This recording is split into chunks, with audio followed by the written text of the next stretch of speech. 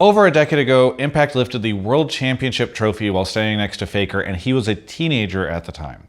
He also just unanimously won All-Pro top lane and is basically a shoo-in or expected winner for MVP in a couple of weeks. 4 years later, CoreJJ would lift that same trophy in 2017, and he is currently 30 years old, the oldest player in the LCS, and also just won first All-Pro in the support position. Now, I just want to recognize that in a year where players like APA have received most of the spotlight for doing things like yapping while also improving as a player and putting up great performances, that we also have two stellar individuals who stand out not just within the history of the LCS, but in the history of LoL esports as a whole. For me, when I think about Impact, I think of a quietly funny player who is just incredibly stellar in the top lane, and also a player who's played for several different teams in the LCS, but predominantly Team Liquid.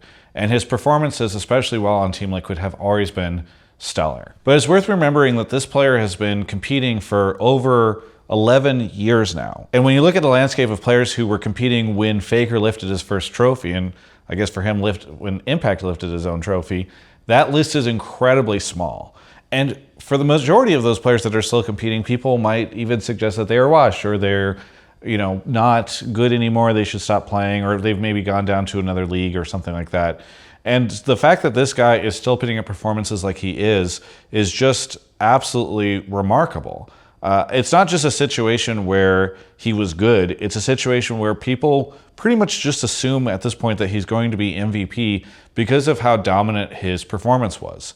The same goes for CoreJJ, who again lifted the trophy in 2017 and came over to North America shortly after. What's funny is even when he was competing that year at Worlds, there was already a lot of attention around his support for the LCS when he knocked out G2 and made everybody very happy. Well, it's the first day of Worlds Groups with coverage presented by Mobalytics. I'm joined right now by America's hero, CoreJJ. CoreJJ, you had such a dominant performance against G2. I think due to a combination of their personalities and still a little bit of a language barrier, it's tough, I think, for them to make kind of crazy big statements that other players in the league do. They have somewhat flown under the radar. I know it's a crazy thing to say about players who are as storied as CoreJJ and Impact, but they've never drawn the attention that players like Bjergsen or Doublelift, or even in their short time APA and JoJo have.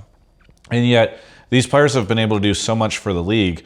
And, I have been critical in the past of teams and a league that rotates players in and out of the region like crazy. And yet, the fact that these two players have stood around for so long is quite remarkable. They've also been really great at helping to develop talent.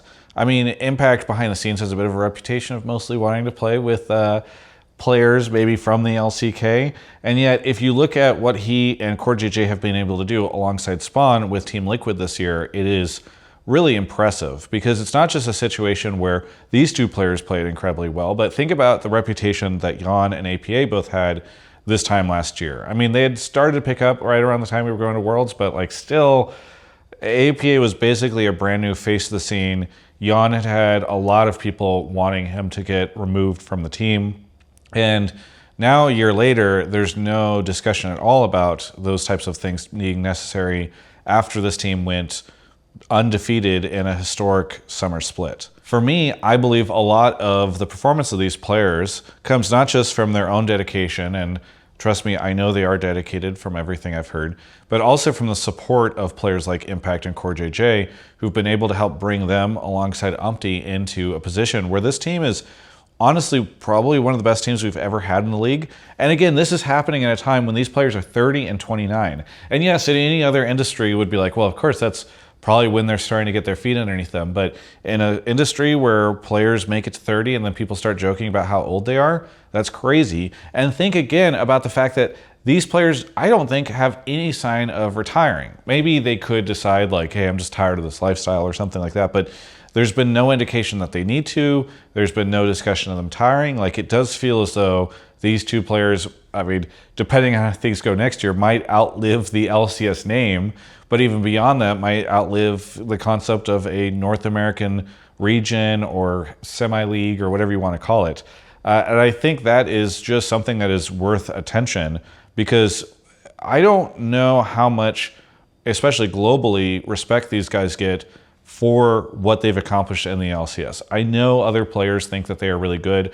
I know they still get love and adoration from their old teammates, but I just feel as though on the global stage there's probably not been enough attention given to them, and that is probably because of the fact that they've been held back by the region that they are in. North America has not historically been incredibly dominant. And I don't think that it's a thing where we need to mourn like, oh, what could these guys have done if they just stayed in the LCK or something? You don't know what this region has been able to do for them. Maybe they've been better off here. Maybe they would have gotten rotated out longer ago. I don't know. But it is just remarkable. And we are so lucky to have these two players. And it's just something that's been on my mind for a while and that I really wanted to get out because it is just worth the calling out of how impressive these guys are, both just in their individual play, also in the amount of players they've been able to build up. I mean, what Core's done for ADCs in the bot lane over time, and their commitment to staying in the LCS when they probably could have found opportunities elsewhere.